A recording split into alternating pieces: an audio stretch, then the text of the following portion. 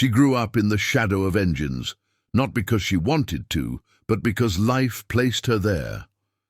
Her father was a mechanic who worked long hours in a cramped factory workshop, fixing machines everyone else had given up on.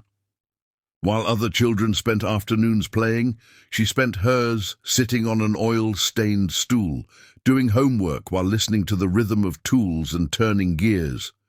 She learned early that broken things weren't useless, just misunderstood. By the time she was in her early 20s, she knew engines the way others knew music. Still, she never worked at the factory officially.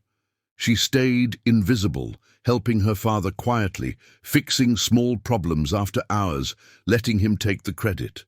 He never asked her to hide. She chose to, knowing how quickly people dismissed young women in places like this.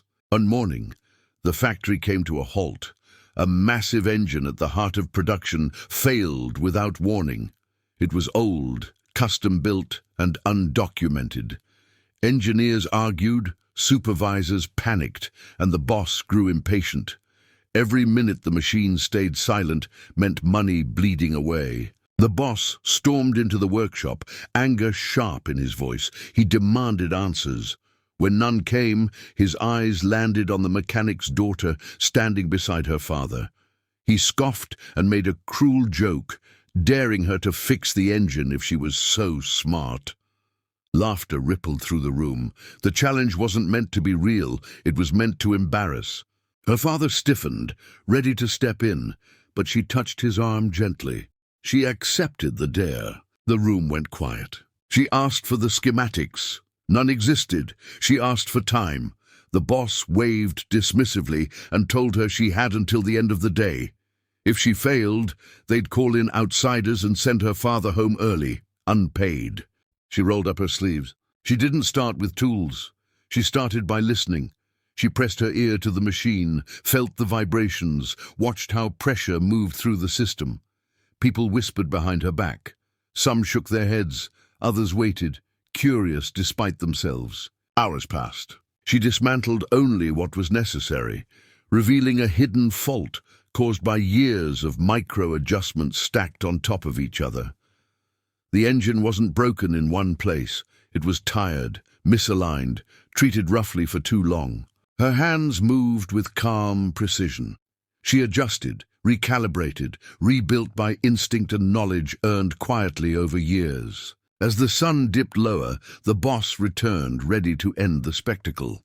He smirked and told her time was up. She asked him to turn the key. He laughed, then did it. The engine hesitated, then it roared back to life, smoother than it had in years. Gauges stabilized, the floor vibrated with power, conversation stopped mid-word. Silence filled the room. Her father stared, stunned.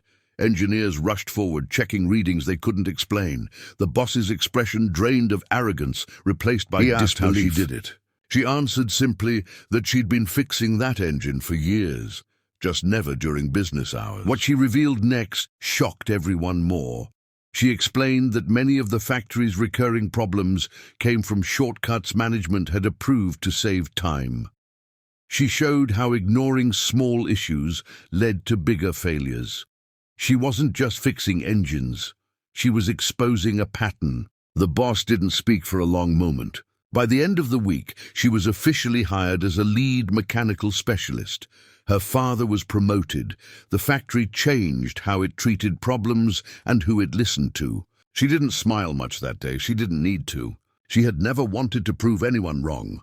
She had only wanted to prove that quiet skill, when finally seen, could shake an entire room.